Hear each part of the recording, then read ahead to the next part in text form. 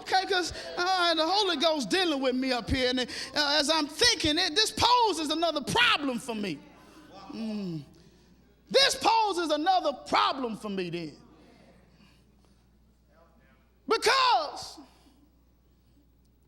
how do I understand God then, an eternal God, and his purpose for time?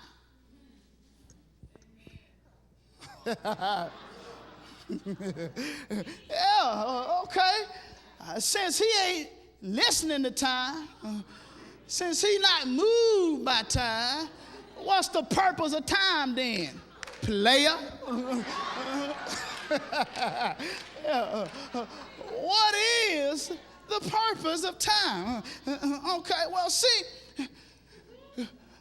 when God sees time, because he's eternal, he sees it differently than you do. See, because God sees the past, the present, and the future all at the same time, it's just like just one big present to him. He does not move by the succession of minutes. Help me, Holy Ghost. So, for example, say that what God is going to do for you is in eternity. And you are existing in time. So then, if what God is going to do for you is in eternity and you exist in time, then that means that because you get older, don't mean you're ready to get what God has for you. That means that you don't get tenure with God.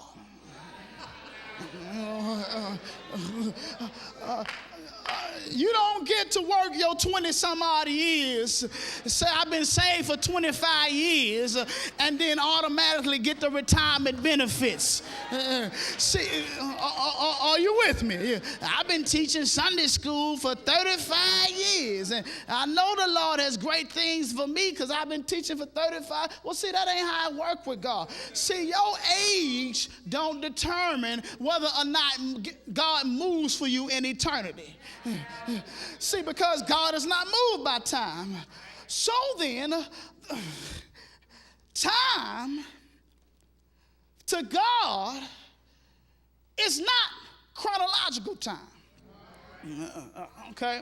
Now, you heard the two, chronos and kairos. Chronos is where we get the English word chronology. That means the succession of minute by minute by minute. And then kairos is the God-appointed time. It's the time of which God just does what he's going to do, and there is no way you can see it coming.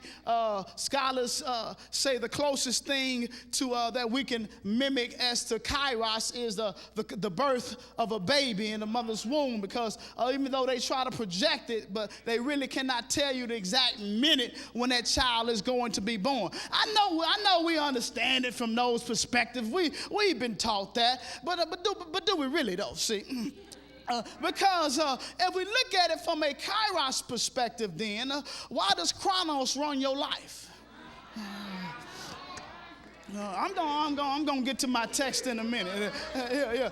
If you look at it from a kairos perspective, why do you always look at your time and how long you've been somewhere, and then your prayers are surrounded about your time? I'm tired of being in this marriage that ain't working. We've been here for 20 years and ain't nothing got better. Okay, so you want God to move in the marriage that you've been in for 20 years, but you ain't grown in yet. So you want God to look at the number of years and feel sorry for you in your situation and then move because you've been there so long. Maybe the reason you still there is not because God don't want to move. It's because you're not ready for him to move. So maybe time does not have to do with your age, but has to do with your maturity.